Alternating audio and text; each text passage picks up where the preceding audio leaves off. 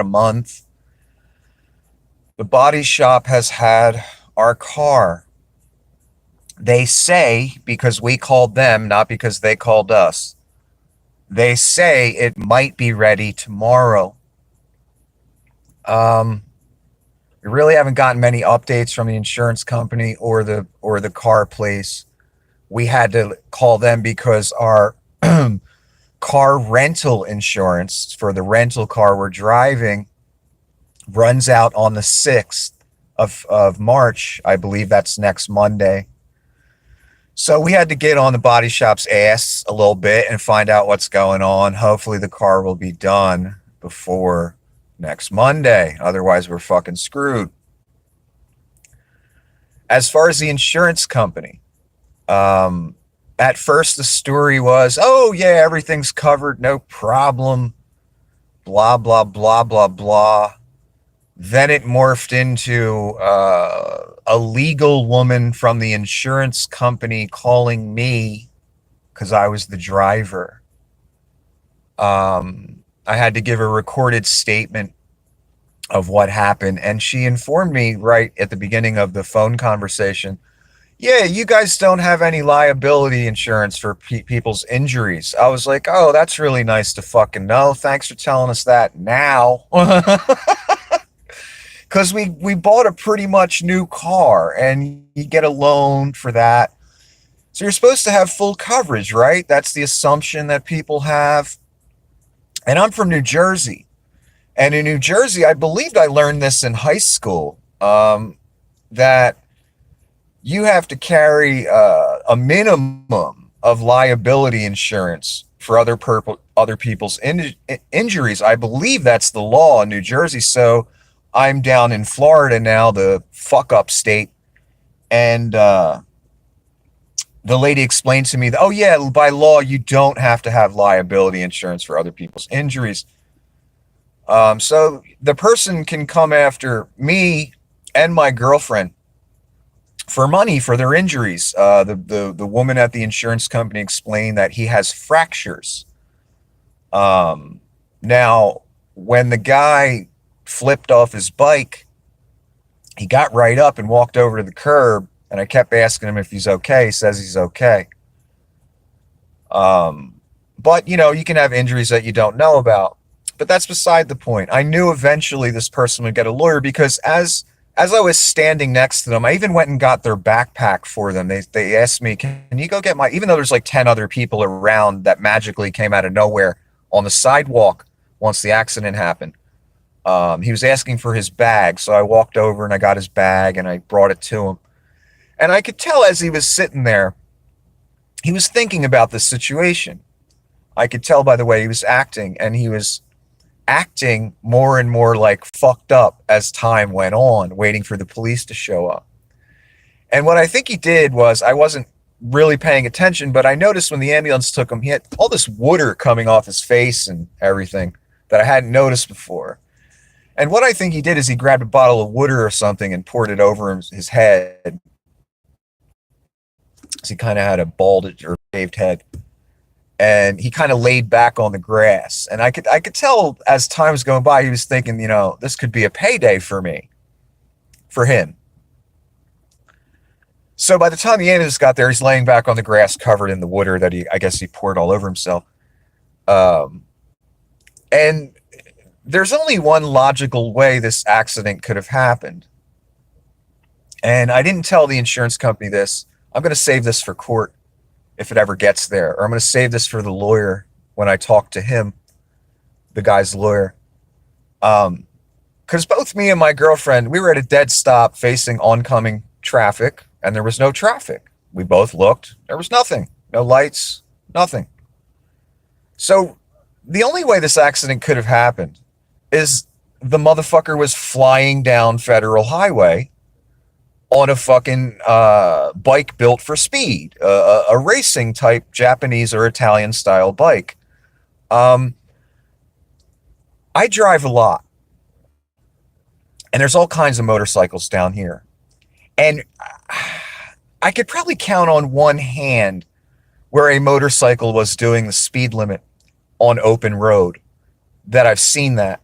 Probably couldn't even count it. I don't think I might have seen it once.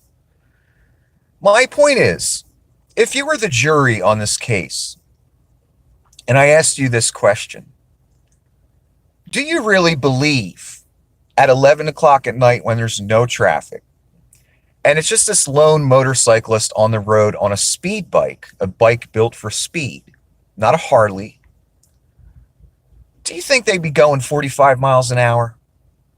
Do you think they would be obeying the speed laws, a young man on a ninja style bike? Do you really believe on open highway where there's no cars within miles of him, he's going to be going 45 miles an hour and not 60 or 70 or whatever on his speed bike? Yeah, if Jesus himself came down and said, Nick, yeah, he was only going 45, I wouldn't believe him. Because no one does that. No one. On open highway, when there's no cars, on a Japanese bike, no one is going to do the speed limit. So I'd be willing to bet my life, not that it matters, that this motherfucker was flying down the road. And because when I hit the brakes, as I was in the middle of my U-turn, I came to a dead stop again. And he had room to the right of the car to swerve out and miss me. He barely clipped the front of the car, but fucked it all up.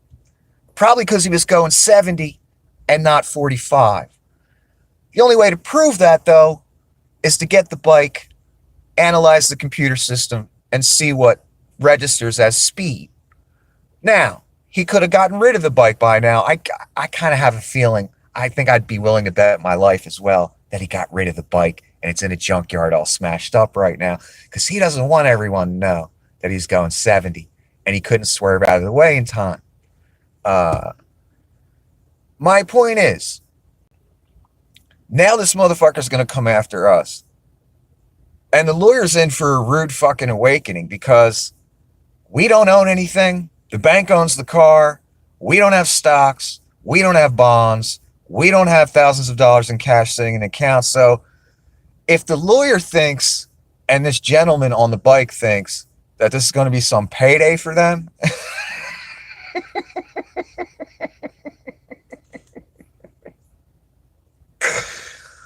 he crashed into the wrong motherfuckers for that.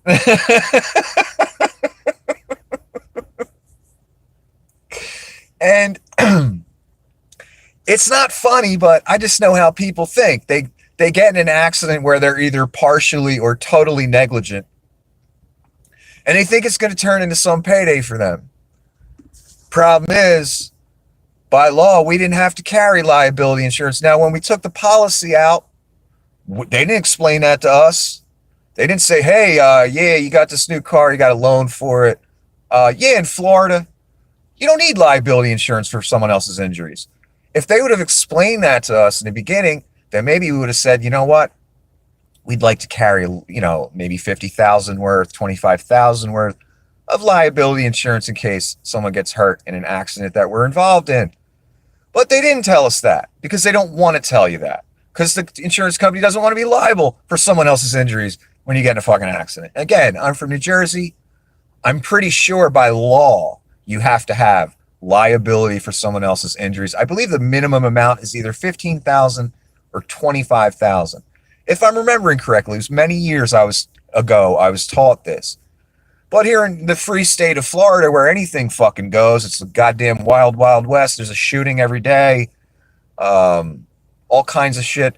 Matter of fact, the other day, right behind my car, a few parking spaces back, some guy with a gun on his hip had a gun case out on his trunk, and he was showing someone else one of his other guns. This is 20 feet away from us. I'm like, great, this is awesome. Little gun show, right? Two car spaces away from me. My point is, in this state, you don't even have to have liability insurance for someone else's injuries. I really wish I would have known that when we took out the policy. That would have been really nice for them to explain that to me. But the second the motherfucker got a lawyer, all of a sudden they're calling me saying, hey, you got no liability insurance for someone's injuries. Thanks. Thanks. What a fucking joke, man. Um, Again, you can't get blood from a stone, so I don't.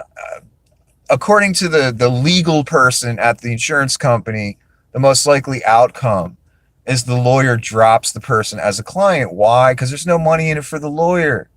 That's why lawyers are lawyers, to make a percentage. Many of them. I'm not talking about defense attorneys and stuff like that. I'm talking about ambulance chasers.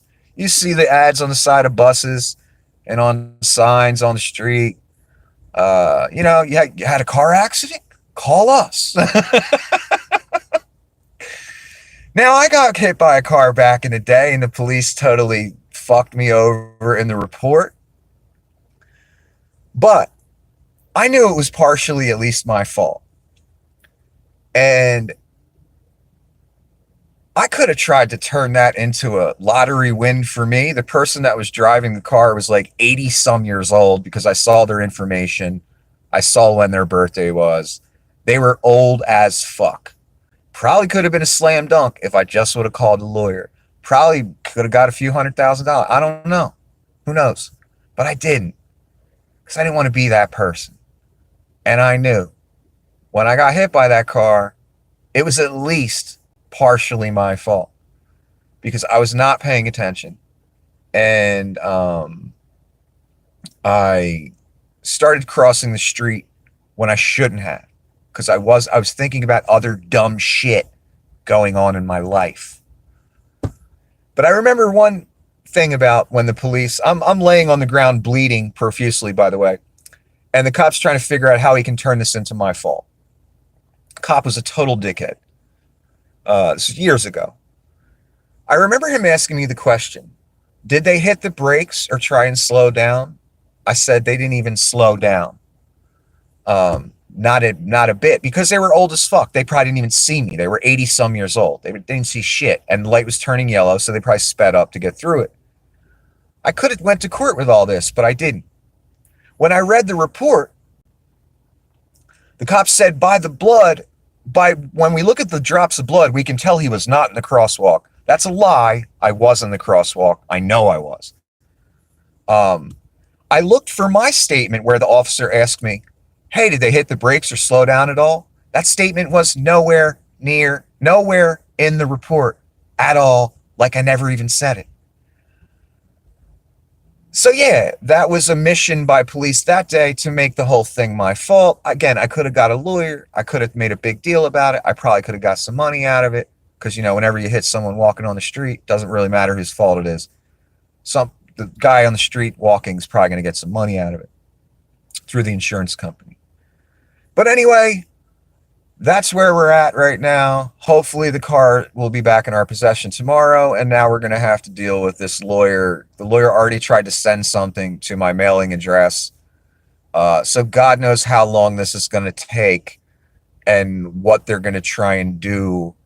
And the end result of it's going to be the guy's not going to get anything because we don't have anything, unfortunately. And it's not funny, but it just pisses me off that this person's going to try and turn it into a payday. And that's exactly what is going on right now. Anyway, I got to go. Maybe I'll give more details later. I don't know. But also remember, if you want to help out, please do. We still got to pay that $500 deductible, hopefully. That's all we have to pay. We haven't really gotten a price from the body shop yet, so that should be fun. Anyway, have a great evening.